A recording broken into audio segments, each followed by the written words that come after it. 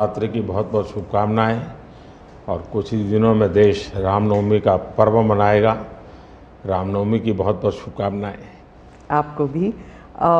मेरा पहला सवाल होगा ये कि आपने कई भाषणों में कहा है कि 2024 आपका लक्ष्य नहीं है, 2047 है। तो 2047 तक क्या कुछ होने वाला है और क्या ये चुनाव महज एक फॉर्मेलिटी है? मैं समझता हूं कि 2047 को और 2024 दोनों को मिक्सअप नहीं करना चाहिए, दो अलग चीज़ें हैं। जब देश आज़ादी के 75 साल अमृत महोत्सव मना रहा था, उसी समय मैंने ये विषय सबके सामने रखना शुरू किया था, आज से 1-2 साल पहले। और मैं ये कहता था कि 2047 देश की आज़ादी के 100 साल होंगे। स्वाभाविक रूप से ऐसे जो माइलस्टोन होते हैं वो एक प्रकार से नया उत्साह भरते हैं, नए संकल्प के लिए व्यक्ति को तैयार करते हैं। और उस अर्थ में मेरा मत था कि एक मौका है, 75 साल पर हम खड़े हैं, 100 साल पहुंचने वाले हैं, इस 25 साल का सर्वाधिक उपयोग कैसे करें। हर इंस्टीट्यूशन, हर कोई अपना एक लक्ष्य बनाए कि मैं अपना गांव का प्रधान हूं, 2047 तक मेरे गांव में इतना तो मैं करूंगा। आरबीआई को मैं कार्यक्रम में भी गया, 90 साल का उनका था। तो मैंने कहा कि 10 साल बहुत महत्वपूर्ण है, आपके 100 साल होंगे, इस पर अभी से सोचिए। तो मेरे मन में 2047 ये भारत की आज़ादी के 100 साल और देश में एक प्रेरणा जगनी चाहिए। और आज़ादी के 100 साल अपने आप एक बहुत इंस्पिरेशन है, किसी व्यक्ति की जरूरत नहीं है। तो एक पार्ट तो वो है। दूसरा है 2024। 2024 ये चुनाव का हमारा जो क्रम है 5 साल का, उसके हिसाब से वो आया हुआ क्रम है। और मैं मानता हूं कि चुनाव ऑल टुगेदर डिफरेंट थिंग है। एक तरफ इस चुनाव में आप देखते हैं, लोकतंत्र में चुनाव को हमने लाइट नहीं लेना चाहिए। ये एक बहुत बड़ा महापर्व है और इसलिए मेरा तो मत है कि उत्सव के रूप में मनाना चाहिए। उससे जैसे स्पोर्ट्स, उसका जब फेस्टिवल होता है, स्पोर्ट्स के इवेंट होते हैं, वो स्पोर्ट्समैन स्पिरिट को पैदा करते हैं, प्रतिस्पर्धा भी। जब खेल का मैदान होता है तो देखने वाले, खेलने वाले, स्पोर्ट्समैन स्पिरिट का एक एनवायरनमेंट क्रिएट होता है जो हमारे संस्कार बन जाते हैं। चुनाव का ये माहौल अगर हम उत्सव में पलट दें, लोकोत्सव बना दें, तो हमारी रगों में, डेमोक्रेसी आने वाली पीढ़ियों के रगों में वो संस्कार बन जाती है। और लोकतंत्र के लिए बहुत आवश्यक है कि लोकतंत्र ये सिर्फ संविधान की सीमाओं में नहीं बंधना चाहिए, हमारी रगों में होना चाहिए, हमारे संस्कार में होना चाहिए। और उस अर्थ में मैं 2024 को देखता हूँ। ये बात सही है कि हमारा 25 साल का विजन, और उसमें मैंने बहुत काम किया है। और ये आज कर रहा हूँ ऐसा नहीं है, शायद मैं जब गुजरात में था तब भी इन दिशा में सोचता था। अब देखिए 2024 का चुनाव तो देश के सामने एक अवसर है कि एक कांग्रेस सरकार का मॉडल और एक बीजेपी सरकार का मॉडल, उनका 5-6 दशक का काम, मैं उनके लिए बहुत खुला मैदान छोड़ता हूँ, 5-6 दशक का काम, और मेरा सिर्फ 10 साल का काम। कंपैरिजन कीजिए, किसी भी क्षेत्र में कंपैरिजन कीजिए, अगर कुछ कमियां होगी तो भी हमारी एफर्ट्स में कमी नहीं रही होगी। दूसरा, मुझे 10 साल में 2 साल तो कोविड की लड़ाई में जाना पड़ा और आफ्टर इफेक्ट भी बहुत था। फिर भी आज हम कंपैरेटिवली देश को स्पीड कहो, स्केल का हो, सर्वांगीण विकास की बात करें तो वो कहें, सर्व समावेशक विकास की बात कहें तो वो देखें। हर पैरामीटर पे आपको कांग्रेस के मॉडल से एक ऐसा मॉडल नजर आ रहा है कि हाँ, इस रास्ते पर हम चलेंगे इतनी गति से, और गति और बढ़ानी है मुझे। अगले टर्म में गति भी बढ़ानी है और स्केल भी बढ़ाना है, तो वो तो मेरा लक्ष्य ही है। दूसरा, आप देखेंगे कि जब देश चलाने की देशवासी जिम्मेवारी देते हैं तो आपका सिंगल माइंडेड फोकस होना चाहिए। देश के लोग दुर्भाग्य से पहले की राजनीतिक कल्चर ने परिवार को कैसे मजबूत बनाना, परिवार की जड़ों को कोई उखाड़ न दे, उसी में शक्ति लगाते रहे। जबकि मैं देश मजबूत इसी एक लक्ष्य को लेकर के काम कर रहा हूँ। मेरी सरकार पूरी उस लक्ष्य को लेकर काम रही। और जब देश मजबूत होता है तो हर कोई उसका बेनिफिशियरी संतोष अनुभव करता है। हाँ यार, कुछ तो हो रहा है, मेहनत तो कर रहा है, ईमानदारी से कर रहा है, इन चीज़ों का इम्पैक्ट होता है। तो 2024 ये चुनाव है और चुनाव का मैदान है, तो हम एक अपने ट्रैक रिकॉर्ड को लेकर के गए हैं और वे अपने ट्रैक रिकॉर्ड को लेकर के आए हैं। अब प्रधानमंत्री जी, आपने दो चीज़ों का जिक्र किया जिसके बारे में पूछना चाहूँगी। एक तो वो जब आरबीआई में जब आपने कहा 2014 विजन वगैरह की बात कर रहे थे, तो जब आप कहते हैं कि ट्रेलर है, आपके स्पीचेस में कहते हैं अभी तो ट्रेलर है, मैं बहुत कुछ करने वाला हूँ, तो एक कस्बा होता है जो थोड़ा नर्वस हो जाता है कि करने क्या वाले हैं मोदी जी। एक वो नर्वस होते हैं, जो दूसरी जिनका विश्वास आप पर पूर्ण तरह है, वो सोचते हैं कि हाँ अभी और काम बाकी है और मोदी जी उसे अंजाम देने वाले हैं। तो दोनों के लिए आप अगर हमें बताएं कि विजन क्या है कि 2047 तक किस तरह ये विजन सक्सेसफुल होगा, क्या आपका गेम प्लान है?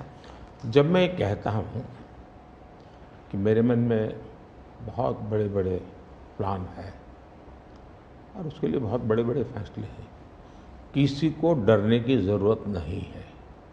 मेरे निर्णय किसी को डराने के लिए नहीं है, किसी को दबाने के लिए भी नहीं है। मेरे निर्णय देश के सर्वांगीण विकास के लिए है, जन कल्याण के लिए है, देश के युवाओं के एस्पिरेशंस को मैं देर करना नहीं चाहता हूँ, मैं समय बिगाड़ना नहीं चाहता हूँ, उस अर्थ में मैं कह रहा हूँ। दूसरी बात है, ज़्यादातर सरकारों का स्वभाव होता है वो ये मिजाज में रहते हैं हमने तो सब कुछ कर लिया, हम तो सब कुछ करते हैं। मैं नहीं मानता हूँ मैंने सब कुछ कर लिया है। मैंने ज़्यादा से ज़्यादा करने का प्रयास किया है, सही दिशा में जाने का प्रयास किया है, फिर भी बहुत कुछ है जो मुझे अभी भी करना है, क्योंकि मैं देखता हूँ मेरे देश की कितनी आवश्यकताएं हैं। हर परिवार का सपना, वो सपना कैसे पूरा हो, ये मेरे दिल में पड़ा हुआ है। और इसलिए मैं कहता हूँ जो हुआ है वो ट्रेलर है, आपको अच्छा लगा है, लेकिन मैं बहुत अधिक करना चाहता हूँ, उस अर्थ में मैं उस बात को कहता हूँ। दूसरी बात है कि 2047 का जो विजन का सवाल है, एक तो मैं लंबे समय तक मुख्यमंत्री रह करके आया हूँ और मैं अनुभव करता था कि बार बार चुनाव, आचार संहिता, किसी भी राज्य में चुनाव हो तो मेरे राज्य से 30-40 सीनियर अच्छे अफसर ऑब्जर्वर के नाते जाते थे इलेक्शन ड्यूटी, तो 40-50 दिन तक वो बाहर रहते थे। तो मुझे चिंता रहती थी कि मैं सरकार कैसे चलाऊं, क्योंकि देश में ऐसे चुनाव होते ही रहते और मेरे ऑब्जर्वर जाते रहते। तो फिर मैंने सोचा कि मैं ये इसको वैकेशन नहीं मानता हूँ। मैं चुनाव होगा तो उस पीरियड को वैकेशन के रूप में नहीं लूँगा। मैं अफसरों को पहले से काम देता हूँ, भाई अगली सरकार के लिए ये काम करो। तो मैं उस समय भी 100 दिन का प्लान करता था। हाँ, उसी पे पूछना था मुझे। हाँ। अभी तो चुनाव हो ही रहे हैं अभी रिजल्ट्स भी नहीं आए और आप 100 दिन का प्लान बना रहे हैं। मैं चुनाव में जाने से पहले शुरू किया। हाँ। और दरअसल मैंने कैसे किया कि मैं पिछले 2 साल से 2047 को ध्यान में रख के काम करता था, और उसके लिए मैंने देश भर में लोगों के ओपिनियन मांगे, सुझाव मांगे। शायद 15 लाख से अधिक लोगों के मैंने सुझाव दिए हैं कि वो आने वाले 25 साल में हिंदुस्तान को कैसे देखना चाहते हैं। और मैंने सभी यूनिवर्सिटीज़ को कांटेक्ट किया, मैंने अलग अलग एनजीओ को कांटेक्ट किया, संगठनों को, और 15-20 लाख लोग उन्होंने इनपुट दिया। फिर मैंने एआई की मदद ले करके उसको सब्जेक्ट वाइज बनाया, उसका काफ़ी मैंने टेक्नोलॉजी, आर्टिफिशियल इंटेलिजेंस, हाँ, टेक्नोलॉजी का भरपूर उपयोग किया। ओके। मैंने हर विभाग में अफसरों की एक डेडिकेटेड टीम बनाई कि भाई इस पर काम कीजिए, कैसे हो सकता है अगले टर्म के लिए, 25 साल के लिए। और फिर मैंने खुद ने उनके साथ बैठा, प्रेजेंटेशन लिए 2-2, 2.5 घंटे, और मेरा विजन के अनुरूप क्या चीज़ें हैं, कौन सी चीज़ें डुएबल हैं, कौन सी चीज़ें डुएबल नहीं, थोड़ा सा ट्रेलर बता सकते हैं? उसको मैं ऐसा है कि आचार संहिता चल रही है। अच्छा। मैं अभी अगर इन चीज़ों को बताऊंगा तो शायद कोई उसको गलत अर्थ में ले लेगा, तो मैं उसमें फंसना नहीं चाहता हूँ जी। लेकिन इसमें कुछ छुपा हुआ नहीं है, मिल ही जाएगा। दूसरा मैंने कहा कि मैं चाहता हूँ कि ये जो मैं डॉक्यूमेंट बना रहा हूँ, जो मेरा विजन है जी। लेकिन वो विजन मोदी की बपौती नहीं है, वो 15-20 लाख लोगों के विचारों को उसमें समाहित किया। एक प्रकार से इसकी ओनरशिप देश की है। 15-20 लाख लोग इनपुट देते हैं, मतलब पूरा देश दे रहा है जी। मैंने क्या किया है कि मैंने उसको अभी डॉक्यूमेंट के रूप में तैयार करवा रहा हूँ। जैसे ही चुनाव प्रक्रिया पूरी हो जाएगी तुरंत वो स्टेट को भेज दिया जाएगा। ओके। मैं चाहूँगा कि स्टेट उस पर काम करे, स्टेट को क्या लगता है, क्या हो सकता है, क्या नहीं। और वो सिर्फ बीजेपी स्टेट्स नहीं है, सभी नहीं, पूरा देश, ये देश का है, ये भाजपा का नहीं है जी। ओके। ये काम देश का है जी। फिर मैं नीति आयोग की मीटिंग बुलाऊंगा, उसमें इस पर व्यापक चर्चा करूंगा मुख्यमंत्रियों के साथ, और फिर उसमें से एक फाइनल चीज़ बनेगी। दूसरी तरफ मैंने अफसरों को कहा कि अभी जो हमारे सामने चित्र बना है, जो कुछ भी इनपुट आए उसके आधार पर मैंने अपने इनपुट दिए, उसमें से मुझे 3 हिस्सों में काम करना है। एक, बीजेपी का जो मैनिफेस्टो आएगा उसमें से करणीय काम तुरंत कैसे ले सकते हैं। दूसरा, ये जो 25 साल का हमारा जो एक खाका बना है, जो मेरा अपना विजन है, अभी तो मैं चाहूँगा कि मुझे और भी उसमें क्रिटिकल इनपुट चाहिए मुझे। मैं ऐसा नहीं मानता हूँ कि सब कुछ मुझे ही समझ और मुझे ही दिखता है। कोशिश मैंने भारी की, मैंने काफ़ी समय लगाया इसमें। उसको मैं 3 हिस्सों में बांटा। एक 25 साल, उसके लाइट में मेरे नेक्स्ट 5 ईयर, और उसके लाइट में मेरे फर्स्ट 100 डेज। तो इस प्रकार से मैंने पूरा डिजाइन बना लिया, अफसरों को काम पे लगा दिया है, क्योंकि मैं 1 मिनट भी गंवाना नहीं चाहता हूँ जी। अब आपको याद होगा 2019 में बहुत कम लोगों को ध्यान रहता है, उस समय भी मैंने 100 दिन का काम दे करके चुनाव के मैदान में गया था, और जब मैं वापस आया आर्टिकल 370 100 दिन में मैंने कर दिया। 3 तलाक से मेरी बहनों को मुक्ति दिला दी, पहले 100 दिन में किया। यूएपीए बिल सिक्योरिटी को लेकर के हमने 100 दिन में कर दिया। बैंकों का मर्जर बहुत बड़ा काम था, हमने 100 दिन में किया। इतना ही नहीं, पशु का टीकाकरण, ये कोविड के टीकाकरण की इतनी चल रहा है ना, मैं देश में पहली बार करीब 15,000 करोड़ रुपया लगा करके पशुओं के टीकाकरण का बड़ा अभियान चला रहा हूँ, और मैंने 19 में पहले 100 दिन में किया था। तो मैं 100 दिन का क्या काम करना वो हैफाजत नहीं करता, मैं बिल्कुल प्लानिंग करके उसको आधार पर आगे चलाता हूँ। मोदी जी, आपने एक टर्म कॉइन किया है जो बहुत ही लोकप्रिय हो गया है, मोदी की गारंटी। अब चुनाव के वक्त कई लोग कह रहे हैं कि क्या उम्मीदवार जो है वो नॉट इम्पॉर्टेंट है, वोट तो सिर्फ मोदी जी को जा रहा है क्योंकि मोदी जी की गारंटी है। तो इलेक्शन के दौरान ये सब टर्मिनोलॉजी इम्पोर्टेंट होता है। पहली बात है, उम्मीदवार ही नहीं, चुनाव में हर मतदाता इम्पोर्टेंट होता है। चुनाव में बूथ लेवल का कार्यकर्ता भी इम्पोर्टेंट होता है, कैंडिडेट भी उतना ही महत्वपूर्ण होता है। और इसलिए ये कह देना कि और किसी का महत्व नहीं होता है, ये वरना इतना बड़ा चुनाव हो ही नहीं सकता है जी, तो बहुत महत्व होता है। जहाँ तक गारंटी का सवाल है, आज हमारे यहाँ दुर्भाग्य से शब्दों के प्रति जो कमिटमेंट होना चाहिए वो एक प्रकार से लग रहा है कि ये तो चलते का नाम गाड़ी, कुछ भी बोल दो, कहीं पर भी बोल दो, कोई जिम्मेवारी नहीं। अब आप देखा होगा इन दिनों एक नेताजी के पुराने ढेर सारे वीडियो बाजार में घूम रहे हैं और उनके एक विचार से दूसरा विचार कितना कॉन्ट्राडिक्टरी है। अब लोग एक साथ देखते होगा, अरे ये आदमी इतना हमें मूर्ख बनाता था, हमारी आंख में धूल झोंकता। अभी मैंने एक नेता का भाषण सुना, उन्होंने कहा एक झटके में मैं गरीबी हटा दूंगा। अब जिनको 5-5, 6-6 दशक देश का राज करने को मिला, वो जब आज कहेंगे कि मैं एक झटके में गरीबी हटा दूंगा, तो देश सोचता है ये क्या बोल रहे हैं जी। तो मुझे लगता है पॉलिटिकल लीडरशिप की क्वेश्चनेबल होती जा रही है। ऐसे में प्राण जाए और वचन न जाए,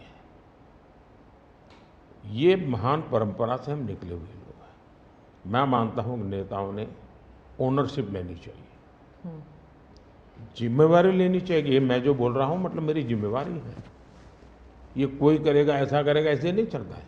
और उसमें से मैंने बल दिया है गारंटी का। मैं कमिटमेंट भी करता हूँ और उसका मैं ओनरशिप ले रहा हूँ। और जब ओनरशिप लेते हैं ना तो देश को भरोसा होता है। आज आप देखिए कि हम जो बात कहते हैं उस पर लोगों का भरोसा है। 370 हटाऊंगा, भले हमें पार्टी का जन्म हुआ तब से हम कह रहे थे, हमारे श्यामा प्रसाद मुखर्जी ने बलिदान दिया था, लेकिन हम उस पर पक्के मन से लगे हुए थे।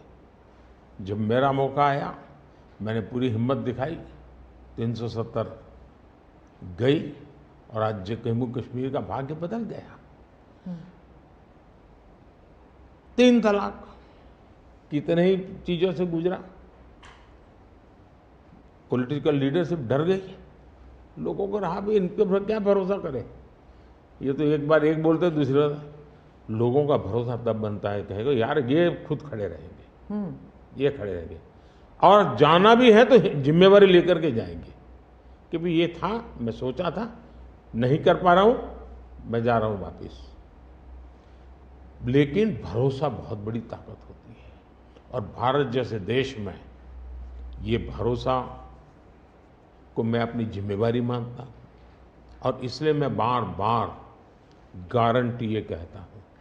मोदी जी, आप भरोसे की बात करते हैं, जब भी हमारे कैमरा टीम्स जहाँ भी जाते हैं वो सब यही कहते हैं कि जो मतदाता हो या कैंडिडेट हो वो सब यही बात करते हैं, मोदी पर भरोसा। तो have we come to this situation जहाँ पे पहले होते थे, बोला जाता था कि Indira is India, India is Indira, और अब है मोदी इज़ भारत, भारत इज़ मोदी। क्या उस लेवल पर पहुँच गए हैं? ऐसा है कि देश ये कहता है और जो मैं खुद भी फील करता हूँ कि ये माँ भारती का बेटा है, ये माँ भारती का संतान है। उससे ज़्यादा न लोग मुझे मेरे लिए सोचते हैं, न ही मेरे लिए बोलते हैं। भारत माँ का संतान है, माँ की सेवा कर रहा है, तो इतना ही बहुत है। मैं राम मंदिर प्राण प्रतिष्ठा की बात करती हूँ। इसको एक राजनीतिक रंग नहीं चढ़ना चाहिए था, लेकिन हो गया है। और जब इलेक्शंस आ गए हैं तो फिर चाहे ऑपोजिशन हो या बीजेपी हो, एक दूसरे पर आरोप लगाते हैं, तुम पापी तुम पापी। कांग्रेस कहती है कि इसका राजनीतिकरण बीजेपी ने किया इसलिए वो पापी है। बीजेपी कहती है कि न्योता देने के बावजूद आप प्राण प्रतिष्ठा में आए नहीं इसलिए आप पापी हैं। तो इसे आप कैसे देखते हैं? पहली बात है कि इसका राजनीतिकरण किसने किया और इसको आज की घटनाओं से मत, जब हमारा जन्म भी नहीं हुआ था, हमारी पार्टी पैदा भी नहीं हुई थी, उस समय अदालत में ये मामला निपटाया जा सकता था, समस्या का समाधान हो सकता था। भारत विभाजन हुआ तो विभाजन के समय ये तय कर सकते हैं, चलो भाई इतनी इतनी चीज़ें ऐसा कर लो, वो नहीं किया गया। क्यों? कि एक ऐसा हथियार हाथ में है, जो हथियार वोट बैंक पॉलिटिक्स के लिए मजबूती का एक दांव है, इसलिए उसको पकड़ के रखा गया और बार बार उसको भड़काया गया। अब जब ये अदालत के अंदर मामला चल रहा था, अदालत में अभी जजमेंट ना आए वहां तक कोशिश की गई। न्यायिक प्रक्रिया से होना चाहिए, तो हमारा संविधान हमें कहता है और सरकार की तो जिम्मेवारी है, लेकिन उसमें भी अड़ंगे डालना, ये क्यों? क्योंकि उनके लिए ये राजनीतिक हथियार था, ऐसे लोगों के लिए। और देखिए राम मंदिर का, ऐसे लोग हैं राम मंदिर कर रहे हैं, तुम्हें मार देंगे, ऐसा करके वोट बैंक बनाने का एक तरीका था। अब हुआ क्या, राम मंदिर बन गया तो उनके हाथ से वो मुद्दा ही चला गया। अब वो किसी को डरा नहीं पा रहे हैं, राम मंदिर आ जाएगा, आ गया, कुछ नहीं हुआ, आग नहीं लगी कोई।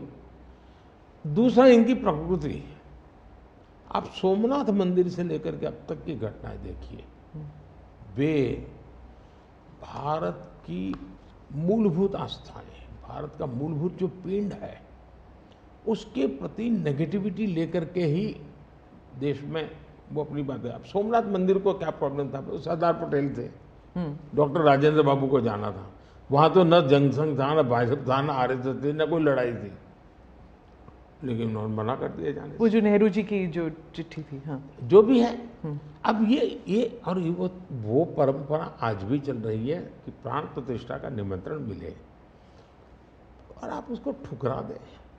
सचमुच में तो आपको गर्व होना चाहिए कि ये राम मंदिर निर्माण करने वाले जो भी लोग हैं, जिन्होंने संघर्ष भी किया है, वे आपके सारे पाप भूल करके, सारे आपके गुनाह भूल करके घर में आकर के आपको इनवाइट कर रहे हैं और नए से व्यवहार शुरू करना चाहते हैं।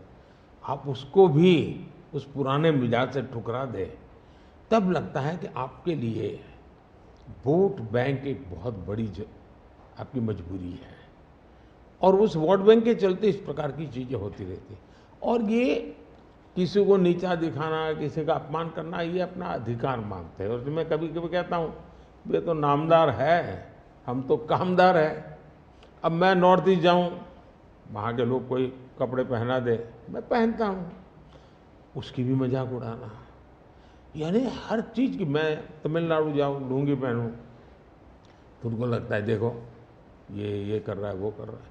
मैं हैरान हूँ जी, इतनी नफरत लोकतंत्र में नहीं होती है, नहीं होनी चाहिए। देखिए हमारे लिए, मैं मानता हूँ ये न राजनीति का विषय हम लोगों के लिए है, न होना चाहिए और न कभी होगा। हमारे लिए एक जबरदस्त आस्था का विषय है जी। और ये कोई प्रभु राम का संबंध कोई मेरे कारखाने में नहीं आया जी, हजारों साल से, और दुनिया के अनेक देशों में है। जब ये राम मंदिर का निमंत्रण देने के लिए ट्रस्ट के लोग मुझे आए, उन्होंने ठुकरा दिया। मैं सोचने लगा, इतना बड़ा मुझे दायित्व दिया जा रहा है, मैं अपने आप को योग्य क्या कैसे करूं, अपने आप को योग्य कैसे बनाऊं। तो मैंने कुछ लोगों की एडवाइस ली, कुछ संतों की, कुछ जानकार लोगों की, मेरी स्पिरिचुअल लाइफ से जुड़े हुए कुछ लोगों को मैंने पूछा कि भाई मैं इसको एक प्रधानमंत्री के रूप में इस कार्यक्रम को नहीं लेता हूँ, एक राम भक्त के रूप में करना चाहता हूँ, मुझे क्या करें। उसमें से मुझे सुझाव आया, तो सुझाव तो बहुत, लेकिन मैंने फिर कुछ अध्ययन भी किया और मैंने मनोमन तय किया कि मैं 11 दिन का अनुष्ठान करूँगा। और मैं ज़मीन पे सोता था, नारियल के पानी पर रहता था, और तय किया मैं प्रभु राम जहाँ जहाँ गए थे उसमें जहाँ भी मैं जा सकता हूँ जाने का प्रयास करूँगा। और वहाँ मैं अपना, जब मैं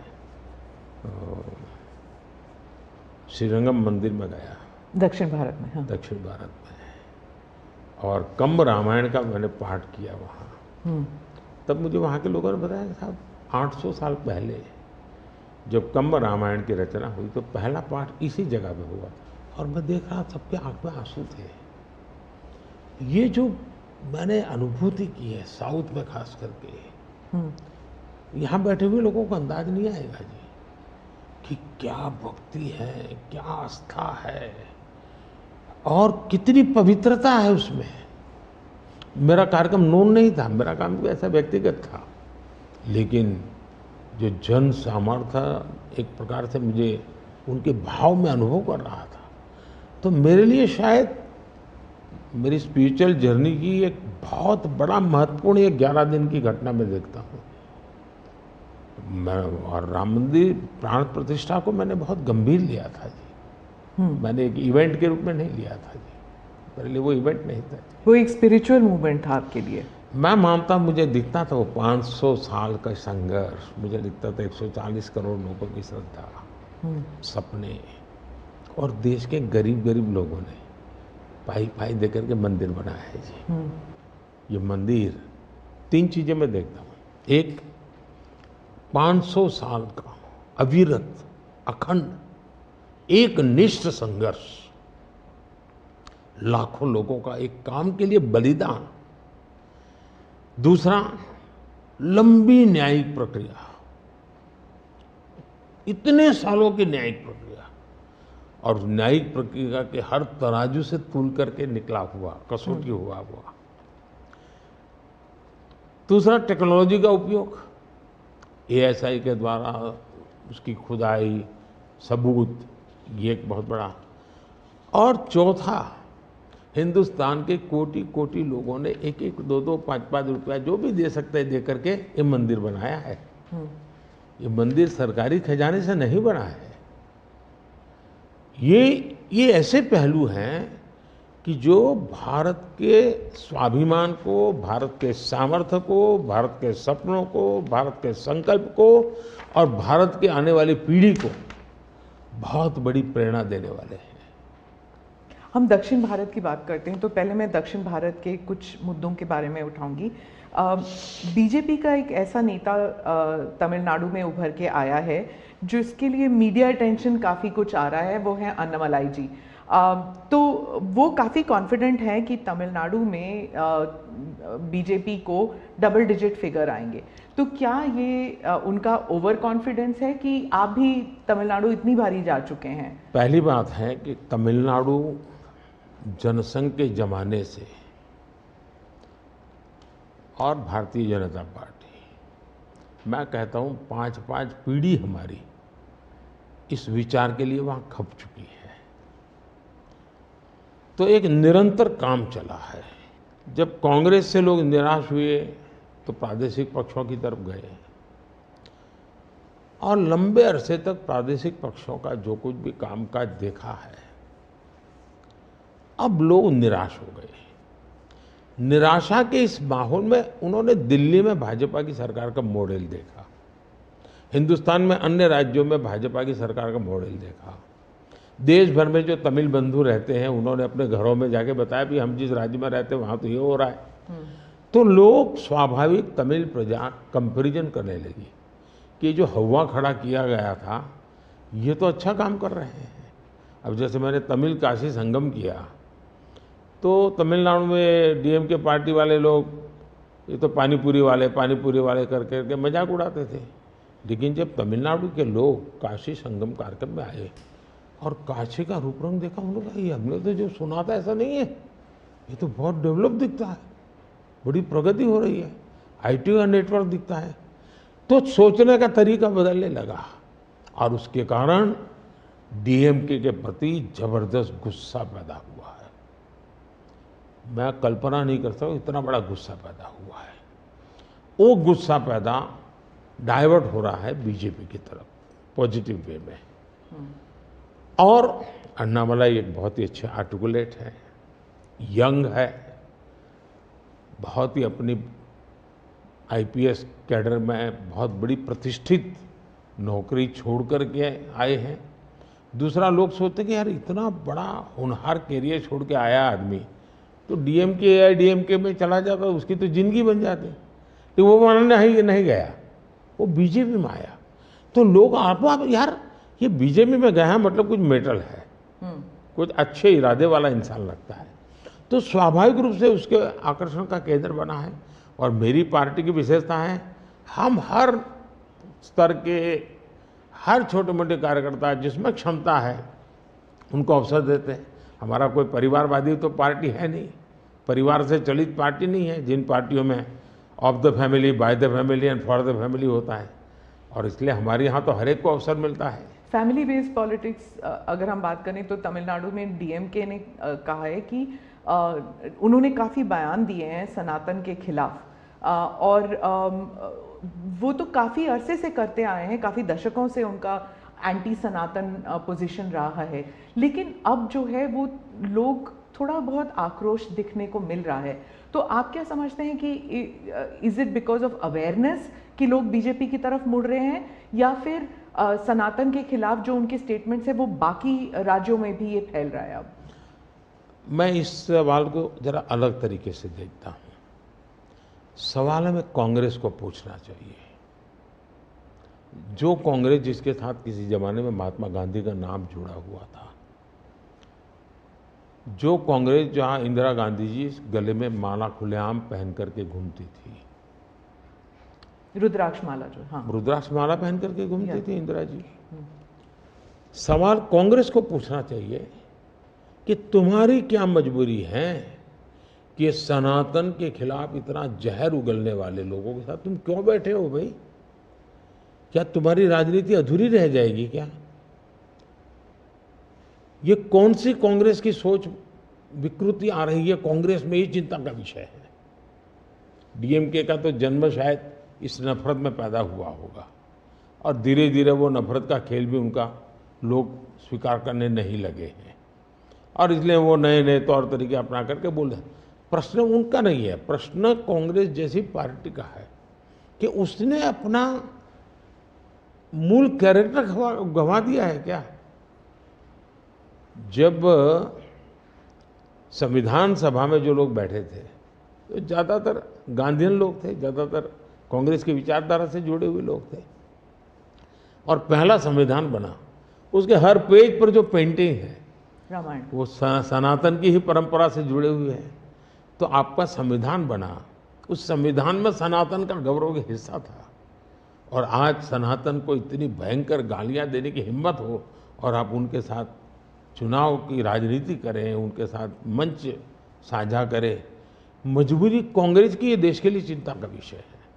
और जो तमिलनाडु के मुख्यमंत्री और कुछ और दक्षिण के मंत्री हैं, मुख्यमंत्री हैं, वो कहते हैं कि जो दक्षिण है वो अलग इकाई है, उत्तर अलग इकाई है, दक्षिण भारत और उत्तर भारत, और बीजेपी जो है वो दक्षिण भारत में सेंध नहीं कर सकती। राहुल गांधी ने तो संसद में भी कहा था कि आप अगर पूर्व से देखें, बंगाल से देखें, उड़ीसा, आंध्र प्रदेश, तेलंगाना, तमिलनाडु, केरल तक जाएं, पूरे उस एरिया में बीजेपी सेंध नहीं कर पाएगी।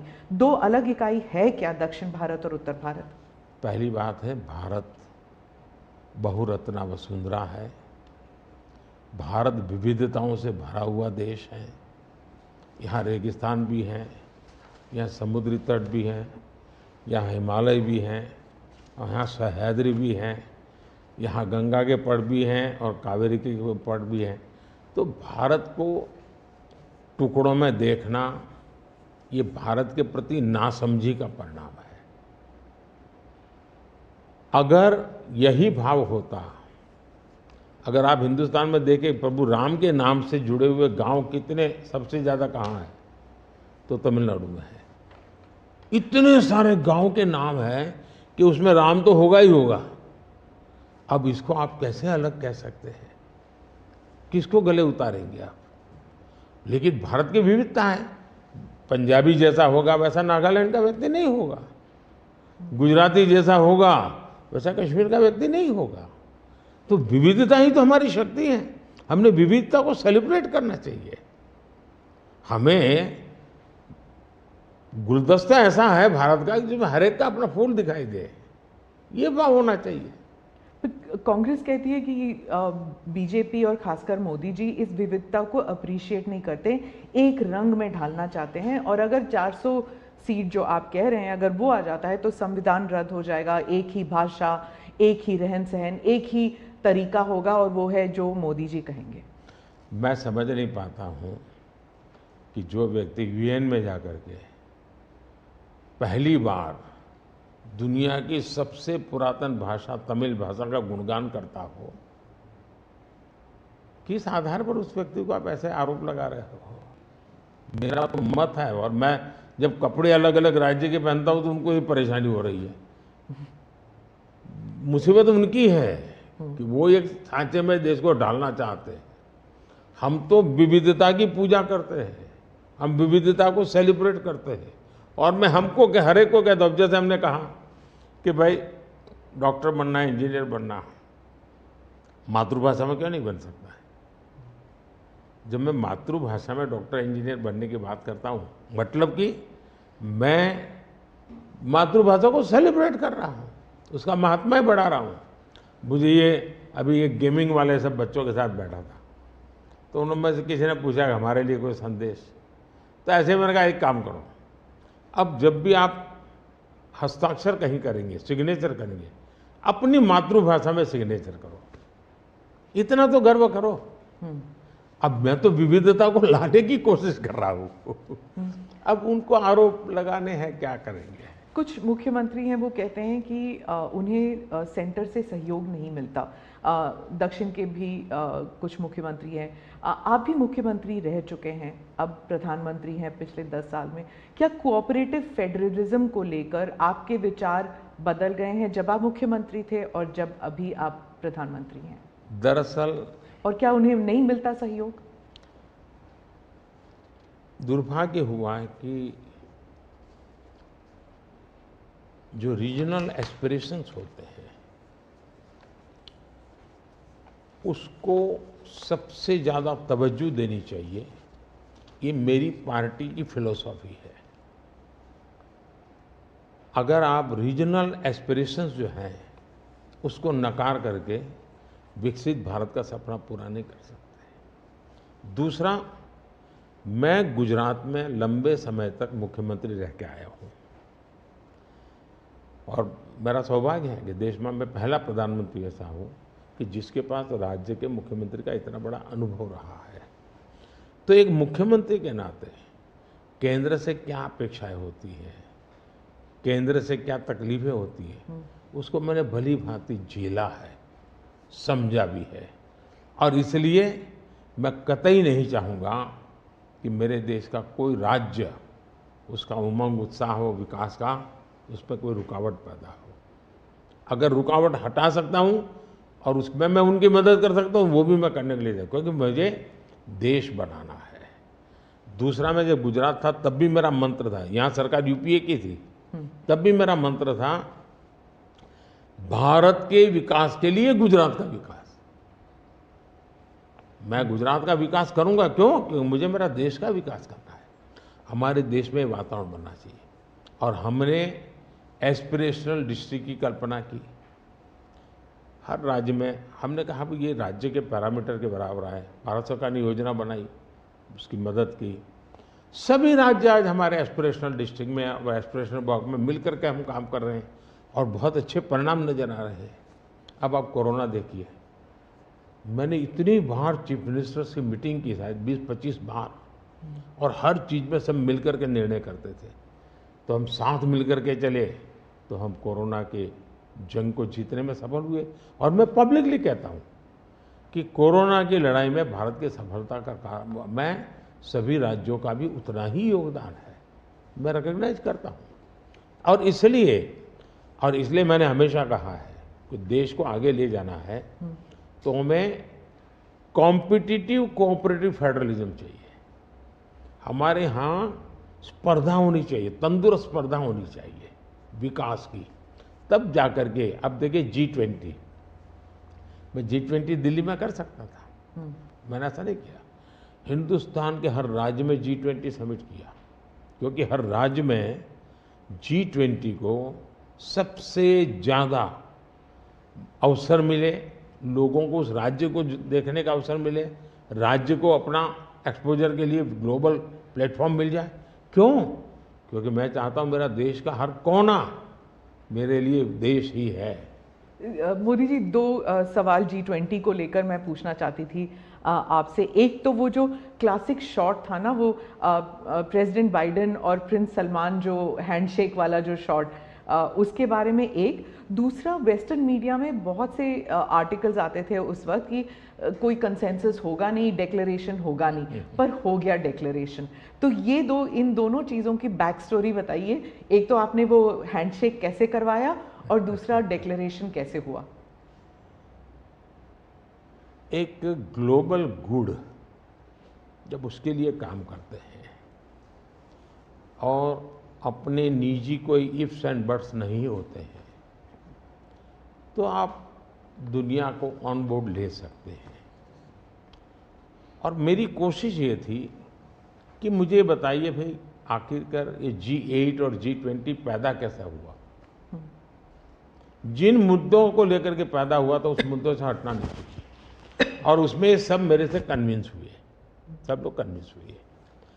कुछ लोगों से मुझे व्यक्तिगत बातचीत करने की ज़रूरत थी, मैंने वो भी किया। कुछ शब्दों की किसी के आग्रह रहते थे, उनको मैंने समझाने का प्रयास किया। दूसरा, मेरा इरादा था कि मैं लास्ट डे, लास्ट सेशन में नहीं करूँगा, मैं इसको इतना जल्दी करूँगा कि लोग सरप्राइज कर जाएंगे। और इसलिए मैंने दूसरे ही दिन, पहले ही सत्र में डिक्लेरेशन वाला काम पूरा कर दिया। तो जो नेगेटिव अनुमानों के आधार पर सारा G20 घसीटने की कोशिश होती थी, मैं इसको किसी भी हालत में चौंका देना चाहता था। तो दैट वाज माय स्ट्रेटेजी, और वो स्ट्रेटेजी सफल हुई। और मुझे खुशी है, जहाँ तक दुनिया के उन देशों को क्यों लाए साथ, कैसे लाए। देखिए, सिल्क रूट की चर्चा हम बहुत समय से सुनते आए हैं। सिल्क रूट किसने बनाया, कैसे बना, कोई हिस्ट्री अवेलेबल नहीं है। तो सिल्क रूट चल पड़ा और यानी इवॉल्व हुआ धीरे धीरे। हम लोगों ने ये जो IMEC की दिशा में हम गए हैं, ये बहुत बड़ा गेम चेंजर बनने वाला है, और आने वाले हजारों साल उसका इम्पैक्ट है। जैसा सिल्क रूट का इम्पैक्ट हजारों साल रहा, वैसा इसको इम्पैक्ट रहने वाला है। और उसमें मैं सबको विश्वास हुआ कि भाई हाँ, ये तरीका है। उसमें गल्फ कंट्रीज का भी पॉजिटिव और प्रोएक्टिव रोल था। भारत ने एक अच्छी भूमिका निभाने का भारत को अवसर मिला। US, यूरोप हमारे साथ थे, और सबको लगा कि एक कॉन्क्रीट पॉजिटिव आउटकम निकलेगा, तो हम उसको लेकर के मिलते थे। तो उसमें स्वाभाविक था कि सऊदी किंग और प्रेसिडेंट बाइडेन, और दोनों के साथ मेरी अच्छी मित्रता है, तो मैं किसी का भी हाथ भी पकड़ सकता हूँ, किसी की बात भी कर सकता हूँ। पर्सनालिटी पॉलिटिक्स भी आता है ना, क्योंकि देखिए आप कि अगर हम विदेश नीति की बात करें तो खाड़ी के साथ जो हमारे रिश्ते बेहतर हुए हैं, उसके लिए बहुत से लोग कहते हैं कि it is because of your personal intervention. आपको सम्मान भी दिया गया था वहाँ पर। तो चाहे ईस्ट एशिया हो या वेस्ट एशिया हो, इसमें पर्सनालिटी पॉलिटिक्स कहाँ तक इम्पोर्टेंट है कि आप उनके जो राष्ट्रपति हैं या प्रधानमंत्री हैं, उनके साथ आपका वाइबिंग होता है, आप उनके साथ बातचीत करते हैं और वो फिल्टर डाउन होता है। फिर कहाँ तक इसमें पर्सनालिटी पॉलिटिक्स भी है? मैं समझता हूँ कि इसके अलग अलग व्यू हो सकते हैं और सब सही हो सकते हैं। एक मत स्ट्रॉन्ग है कि पर्सनालिटी कल्ट या पर्सनल रिलेशन, ये बहुत ज़्यादा इन चीज़ों में नहीं डाले थे। एक मत है, स्ट्रॉन्ग मत है। मुझे लगता है कि हमारी डिप्लोमेसी अगर प्रोटोकॉल में फंसी रहेगी तो हम परफॉर्म नहीं कर पाएंगे। डिप्लोमेसी की ताकत भी इनफॉर्मल में भी है, प्रोटोकॉल में ही ऐसा नहीं है। प्रोटोकॉल में ज़्यादा पोजीशनिंग होता है, पहले कौन आएगा, पहले कौन हाथ मिलाएगा वगैरह, उसी में समझ जाता है। तो मैंने शुरू से देखा कि भाई, जैसे मेरी शपथ हुआ था, बड़ा इंटरेस्टिंग है। मैंने तय किया कि मैं सार्क देशों को 2014 की शपथ में। हाँ 2000 पहली बार में पहली बार। सार्क देशों को बनाने का मेरे मन में विचार आया। और उसके पीछे कारण ये था क्योंकि मेरा चुनाव प्रचार में मुझ पर आरोप एक ही था कि ये मोदी जो कि राज्य से आया है, ये देश की राजनीति क्या समझेगा, विदेश नीति क्या समझेगा, ये तो डुबो देगा। ये चुनाव प्रचार का मेरा खिलाफ के जो मुद्दे थे उसमें एक बड़ा महत्वपूर्ण मुद्दा था। सब लोग मेरी मजाक उड़ाते थे। तो मुझे लगा इनको एक ही एक्शन से मुझे जवाब दे देना चाहिए, बोलने की जरूरत नहीं है। पहले दिन से। तो मैंने शपथ समारोह में सार्क देशों को बुलाया। उसके पहले मैंने बैक चैनल से उन सबसे सहमति ले ली थी, ऐसा तो नहीं हो सकता कि कोई, और सब लोग आए। मेरा शपथ हुआ। फॉरेन मिनिस्टर अभी तो हमारा बना भी नहीं था, और मैं इन सारी चीज़ों से बिल्कुल नया था, बिल्कुल अनभिज्ञ था, लेकिन बायलैटरल सबके साथ होना था। जब हम लोग हैदराबाद हाउस में गए तो मुझे समझाया सब प्रोटोकॉल वालों को, सब ऐसा होगा, वो आएंगे, आप ऐसा कहेंगे सर। जब समय हुआ आना शुरू, मैंने कहा ऐसा करो मैं बाहर जाता हूँ उनको लेने के लिए। तो सारी सिस्टम हिल गई थी कि यार अपने प्रधानमंत्री गेट पर जाएंगे। सारी मेरी एमईए की प्रोटोकॉल की जो दुनिया थी ना, उसके लिए वो पहला ही दिन बड़ा गजब होता, और मेरे लिए वो एक एक्शन सारे मेरे दरवाजे खोल दिए थे। और इसलिए मैं प्रोटोकॉल में बंधने के बजाय परफॉर्मेंस पर फोकस करके डिप्लोमेसी के लेवल को शिफ्ट करने का प्रयास किया, और उसमें मुझे सफलता मिली है।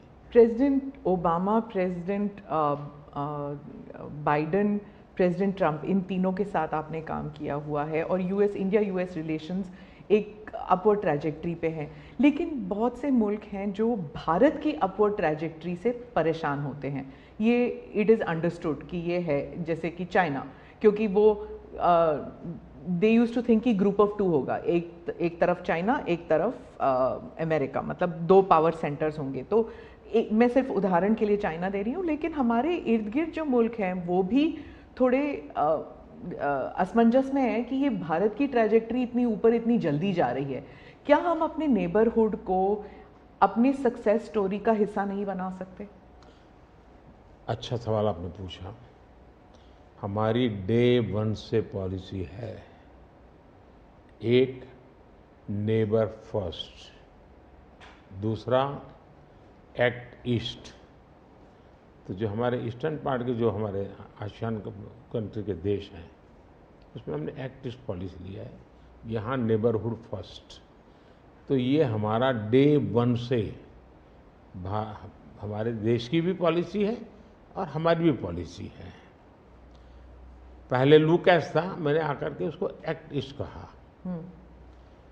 लेकिन इसमें दूसरा, आज दुनिया के सैकड़ों मील दूर भी कोई देश है, उनको लगता है कि भारत की प्रगति में हमारा कोई बेनिफिट है, तो पड़ोसी को नहीं देखेगा। आज पड़ोसी सबसे ज़्यादा खुश हैं क्योंकि भारत उनके सबसे, अब जैसे कोविड के कालखंड में कोई पड़ोसी देश ऐसा नहीं है कि जिसकी हमने मदद नहीं की हो।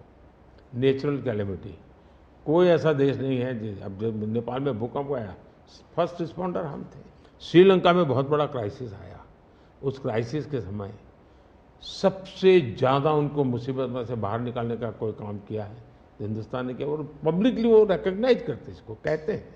और इसलिए मैं तो दूसरा अनुभव कर रहा हूँ, वो हमसे बहुत अपेक्षाएं करते हैं, और पॉजिटिव अर्थ में मैं कहता हूँ, अच्छे रूप में देखते हैं।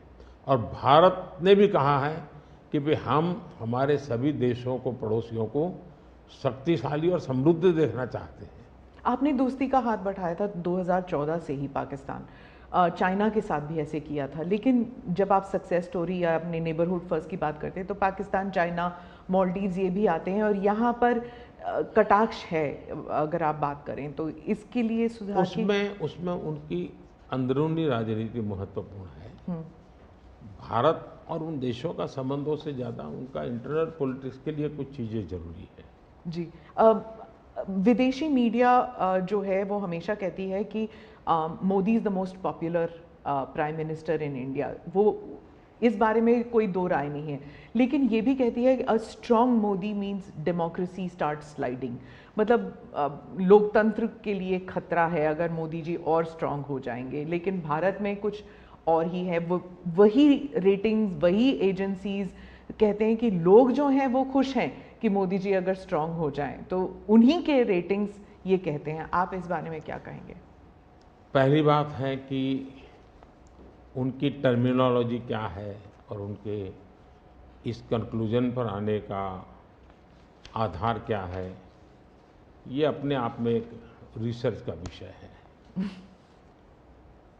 लेकिन मैं ये समझ नहीं पाता हूँ कि जिस देश में 6 लाख पंचायतें चुने हुए लोगों से चलती हो, दुनिया में कोई देश ऐसा है कि जहाँ 6 लाख पंचायतें और नियमित रूप से चुनाव जहाँ होते हैं, इतने राज्य, अनेक पार्टियों की सरकारें, हमारे देश में शायद ही कोई ऐसी पॉलिटिकल पार्टी होगी जो कहीं सत्ता में ना हो। तो ये सब होने के बावजूद अगर ये कहना कि सर्वसत्ताधीश कोई बन रहा है, तो ये तो मुझे लगता है उनको जानकारियों का अभाव है हिंदू। दूसरा, अगर मोदी सर्वसत्ताधीश के रूप में रहता तो G20 में मेरे अगल बगल में ही कर रहा है। मैंने तो राज्यों के पास, क्योंकि डेमोक्रेटिक कैरेक्टर है ये हमारा। मोदी जी एक मैं मदर ऑफ डेमोक्रेसी इसकी दुनिया में गुंज कर रहा हूँ, तो उनको क्वेश्चन हो रहा है, क्योंकि वो अभी भी स्वीकारने को तैयार नहीं कि भारत मदर ऑफ डेमोक्रेसी है।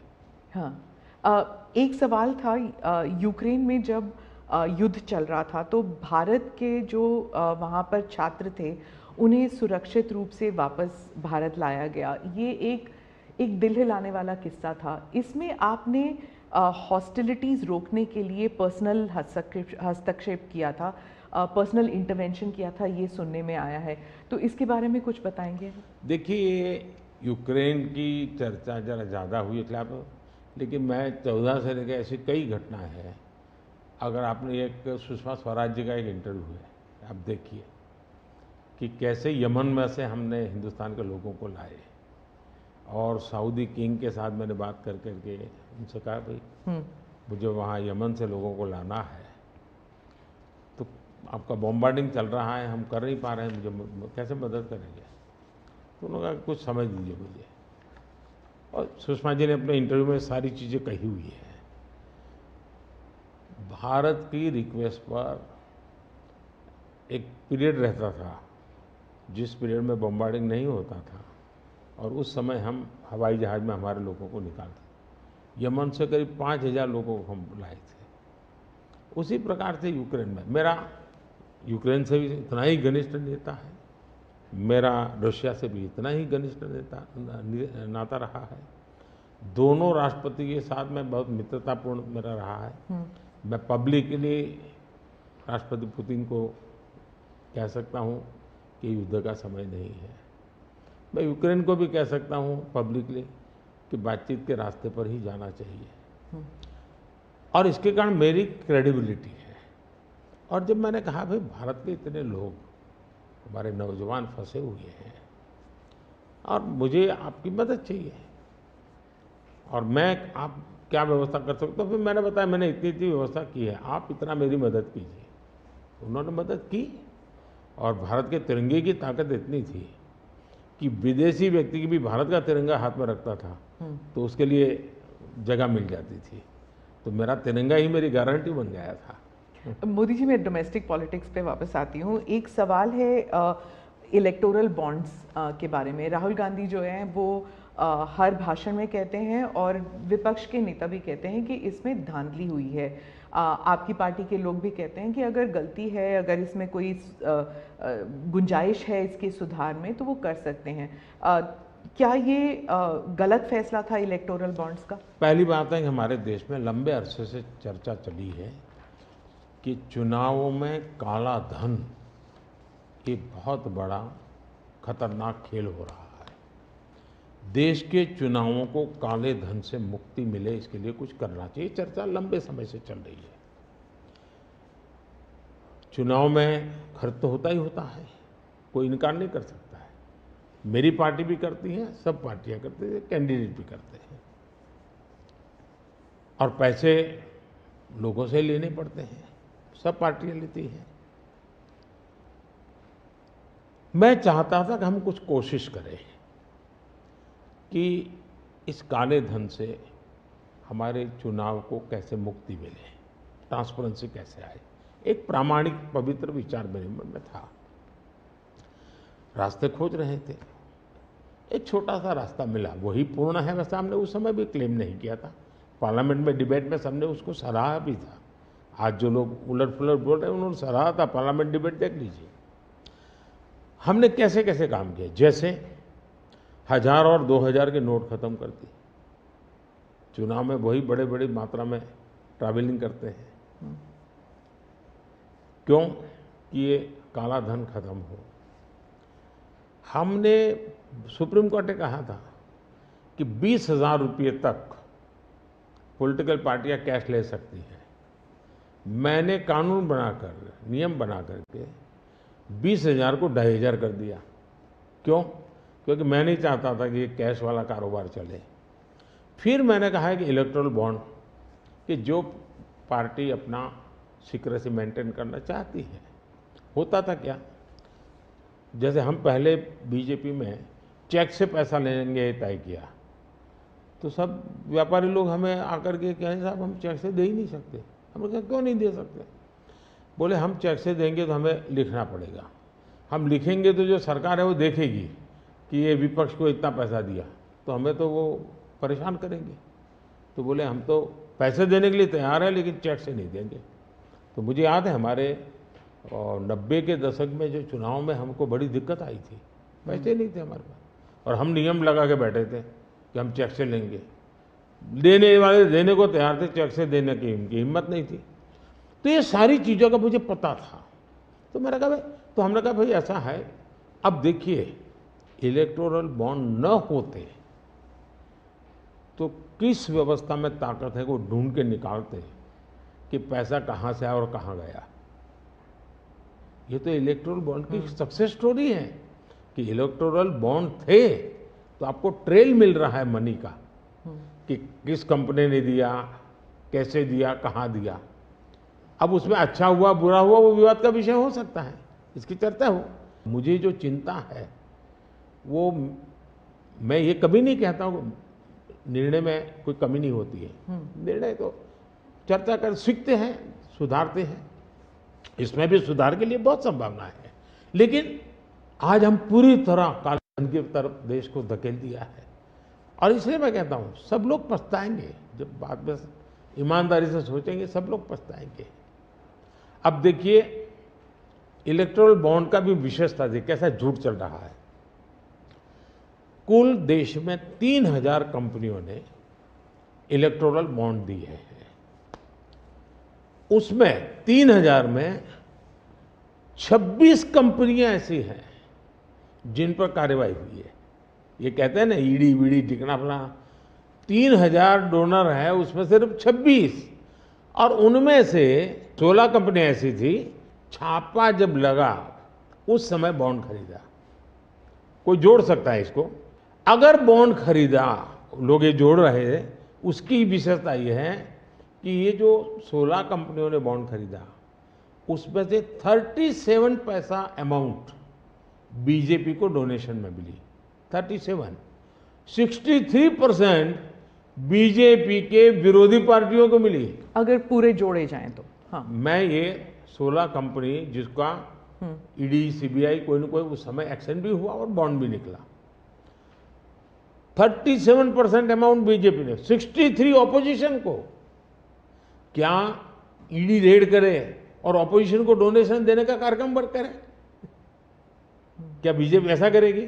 इसका मतलब कि 63% पैसा विपक्ष के पास जाए और आप आरोप हम पर लगाएं, लेकिन उनको गोलमोल बोलना है और भाग जाना है। हम ट्रांसपेरेंसी की बात करते हैं तो विपक्ष कहता है कि ईडी, सीबीआई, आईटी, सारे के सारे इदारे जो हैं इलेक्शन कमीशन को भी जोड़ते हैं वो कि सारे इदारों पर बीजेपी हावी है और लेवल प्लेइंग फील्ड है ही नहीं, मतलब they already making the ground कि इलेक्शन जो है वो फेयर नहीं हो सकता। इसमें एक भी कानून मेरी सरकार ने नहीं बनाया, चाहे ईडी हो, सीबीआई हो, चाहे इलेक्शन कमीशन। ऊपर से हमने तो इलेक्शन कमीशन में सुधार किए हैं। आज इलेक्शन कमीशन बनता है तो ऑपोजिशन भी उसमें होता है। पहले तो प्रधानमंत्री एक फाइल पे साइन करके इलेक्शन कमीशन बना देता था, और जो उनके परिवार के साथ निकट जुड़े थे ऐसे ऐसे लोग इलेक्शन कमिश्नर बने थे। ऐसे लोग इलेक्शन कमिश्नर बने थे जो वहाँ से निकलने के बाद राज्यसभा के मेंबर बने, उनकी सरकार के मिनिस्टर बने।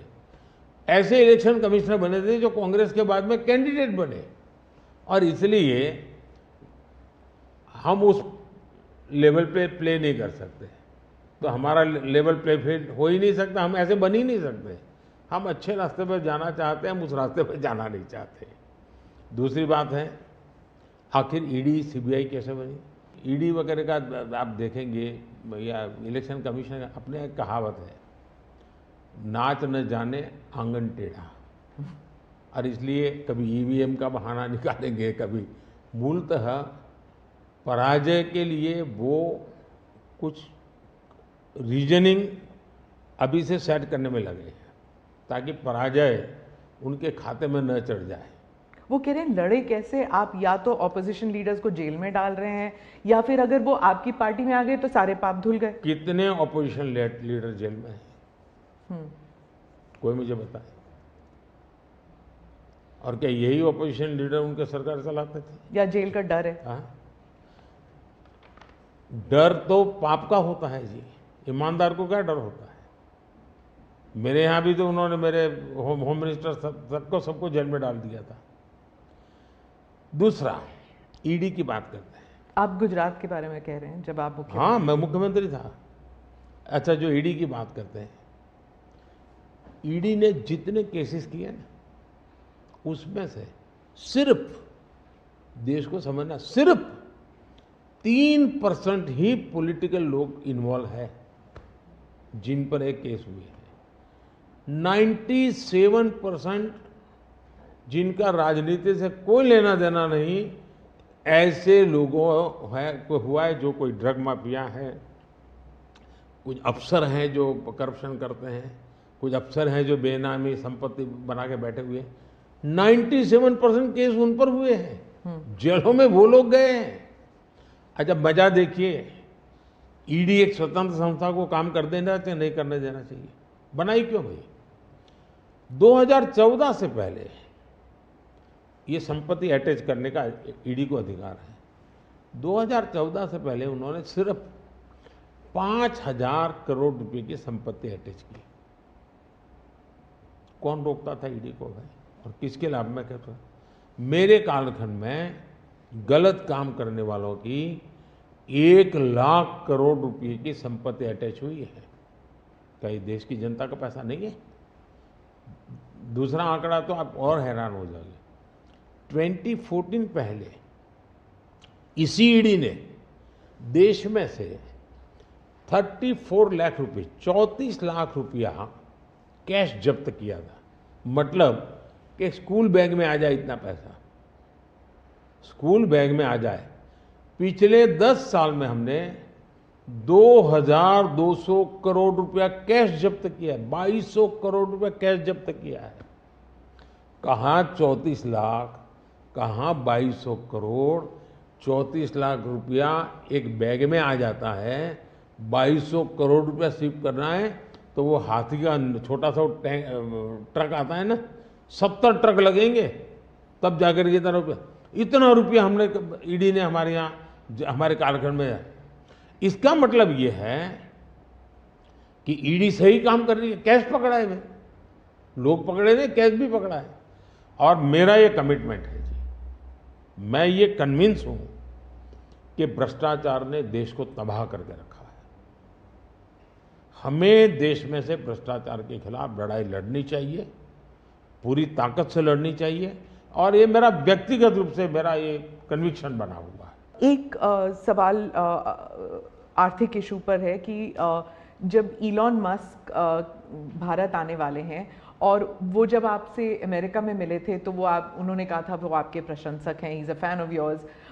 क्या हम भारत में टेस्ला कार, स्टारलिंक ये सब देखेंगे? और इससे जुड़ा एक सवाल था कि क्या जब ऐसे कंपनीज भारत में आएंगे तो क्या नौकरियां बढ़ेंगी? क्योंकि बहुत से लोग चाहते हैं कि, और थोड़ा भय भी है कि जब ये इंटरनेशनल कंपनीज भारत आएंगी तो क्या भारत में नौकरियां होंगी, नहीं होंगी? इन दोनों पर पूछना चाहती हूँ मैं। देखिए, पहली बात है, एलन मस्क मोदी के प्रशंसक है, वो अपनी जगह पे है। मूलतः वो भारत के प्रशंसक है।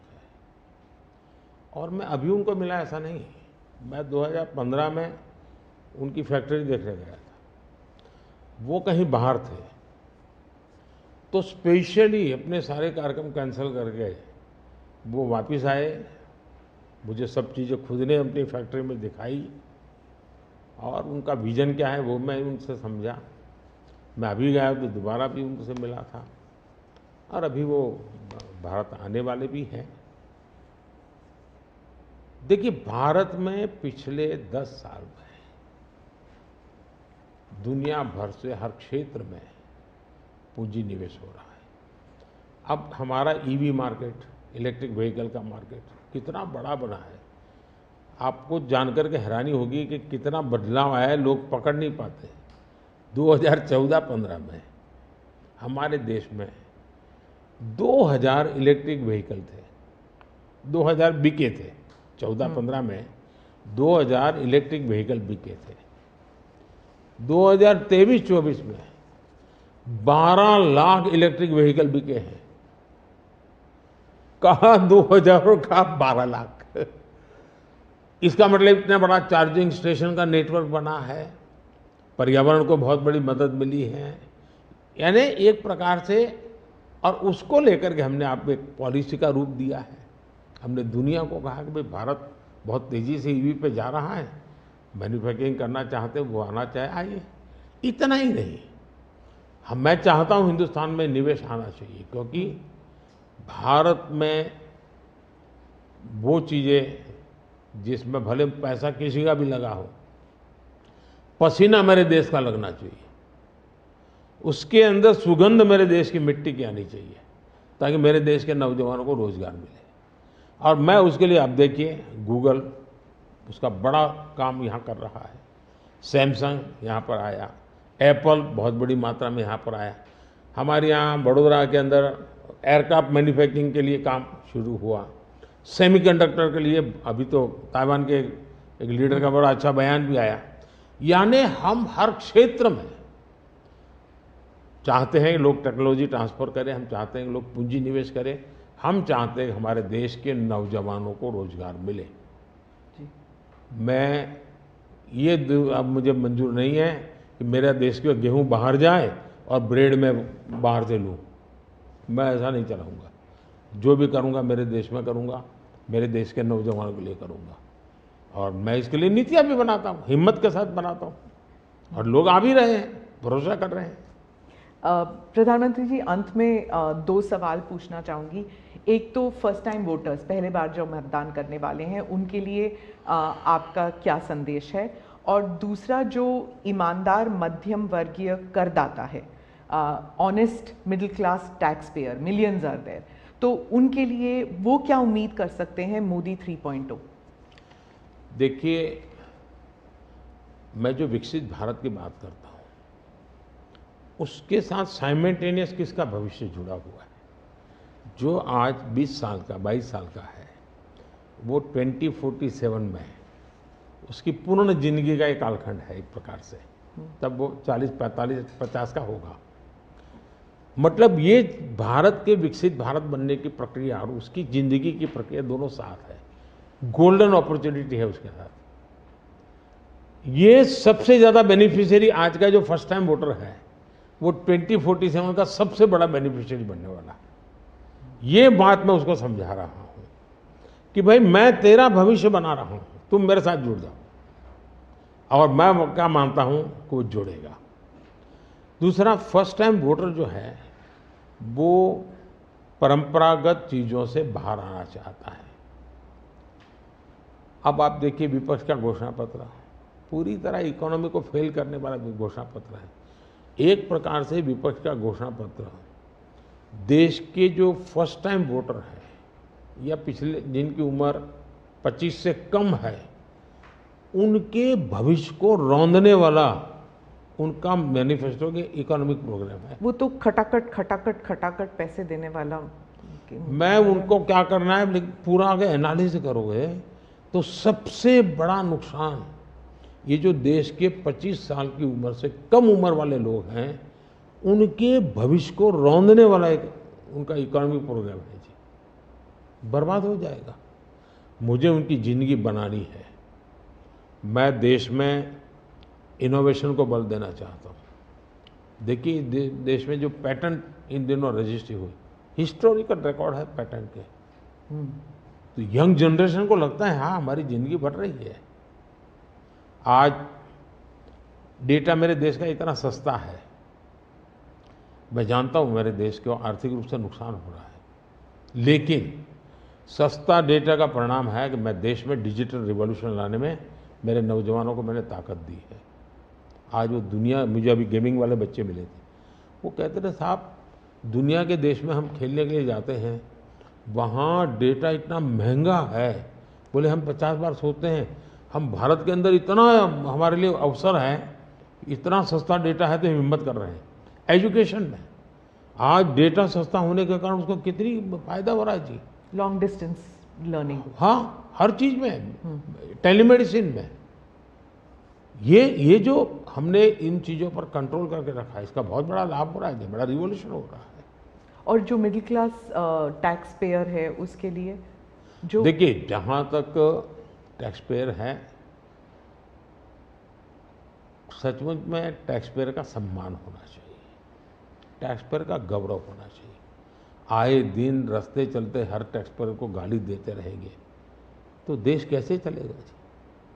ये मैं समझ नहीं आता हूँ ये किस सोच का परिणाम है। देखिए क्या बदलाव आया है। मैं टैक्स पेयर की बात करूँ, पिछले 10 वर्ष में ITR फाइल करने वालों की संख्या 2 गुने से अधिक हो गई। पहले 4 करोड़ से भी कम लोग ITR फाइल करते थे, आज 8 करोड़ से ज़्यादा लोग ITR फाइल कर रहे हैं। टैक्स कलेक्शन 3 गुना बढ़ोतरी हुई है। मतलब पहले जो नेट टैक्स कलेक्शन होता था वो 11 लाख करोड़ रुपये होता था, आज net tax collection 34 lakh crore रुपये हो रहा है। ये क्यों हो रहा है? उसको भरोसा है कि वो जो पैसा दे रहा है ना, वो सही जगह पे उपयोग हो रहा है, विकास के काम, चोरी लूटफाट में नहीं आया, इसलिए वो विश्वास के कारण देने के लिए आगे आया है। दूसरा, 7 लाख रुपये तक की इनकम पर टैक्स हमने माफ कर दिया है, जो पहले 2-2.5 लाख पे अटका हुआ था। 7 लाख रुपये कमाई तक कोई टैक्स नहीं देना है, फिर भी मेरे यहाँ टैक्स बढ़ रहा है। यानी और इसलिए मैं मानता हूँ, मैं तो हर टैक्स पेयर का हृदय से आभार व्यक्त करता हूँ, क्योंकि जो मुझे सपने पूरे करने हैं उसमें टैक्स पेयर जो धन देता है उसी से होने वाला है। और मैं मानता हूँ देश की प्रगति के लिए करदाताओं की संख्या बढ़नी चाहिए और करदाताओं पर बोझ कम होना चाहिए। इस मूलभूत फिलॉसफी की तरफ मैं आगे बढ़ना चाहता हूँ। जैसे, और मैं तो करदाताओं से एक प्रार्थना भी करूँगा कि देश के खातिर विकसित भारत के लिए करदाता क्या कर सकता है। मैं उनको कहूँगा कि आप कम से कम 3 लोगों को जो टैक्स नहीं देते हैं उनको प्रेरित करो कि वो टैक्स देना शुरू करें। हर टैक्स पेयर सिर्फ 3 लोगों को प्रेरित करें।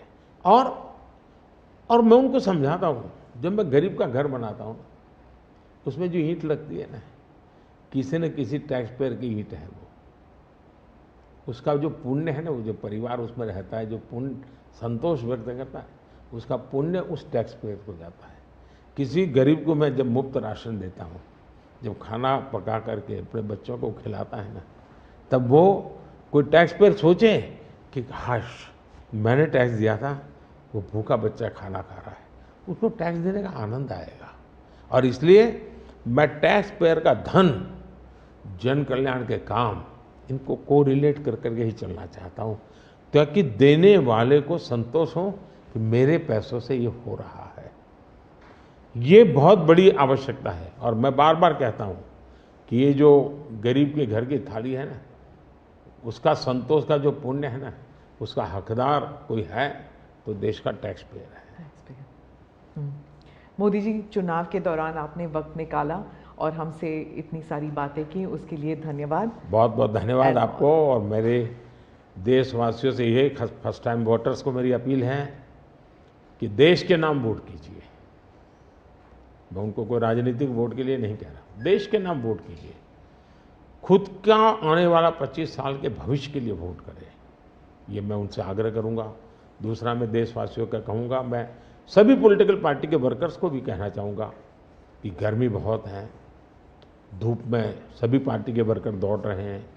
मैं सभी पार्टी के वर्कर को कहूँगा, बहुत पानी पीजिए, बहुत पानी पीजिए, दौड़िए, बहुत दौड़िए, लेकिन पानी बहुत पीजिए, ताकि इस धूप में, इस गर्मी में मतदाताओं को भी कहूँगा कि इतनी ही धूप क्यों ना हो, आप मतदान अवश्य करें। हो सके तो सुबह जल्दी जल्दी मतदान कीजिए। ये और लोकतंत्र के उत्सव के रूप में चुनाव को मनाएं, यही मेरी प्रार्थना होगी देशवासियों को। अगली चुनाव सर्दियों में कीजिएगा और वन नेशन वन इलेक्शन वाला। आपने सही मुद्दा उठाया। वन नेशन वन इलेक्शन हमारा एक कमिटमेंट है। हमने पार्लियामेंट में भी बोला हुआ है, हमने कमेटी भी बनाई थी, कमेटी का रिपोर्ट भी आया है। तो वन नेशन वन इलेक्शन के संबंध में देश में बहुत लोग ऑन बोर्ड आए हैं, सभी दलों ने, बहुत लोगों ने इसमें जो कमेटी को अपना सुझाव दिए हैं, बहुत ही पॉजिटिव सुझाव आए हैं और बड़े इनोवेटिव सुझाव आए हैं। और देश का बहुत बड़ा लाभ होगा अगर हम इस रिपोर्ट को लागू करवा पाते हैं तो। जी, धन्यवाद मोदी। नमस्कार, थैंक यू। तो आप प्रधानमंत्री के इस विशेष साक्षात्कार को देख रहे थे। प्रधानमंत्री ने कहा है कि वन नेशन वन इलेक्शन हमारा कमिटमेंट है और अगर ये लागू हो जाता है तो इससे देश का बहुत बड़ा लाभ होगा। साथ ही साथ प्रधानमंत्री ने जो फर्स्ट टाइम वोटर हैं और देशवासियों से कहा कि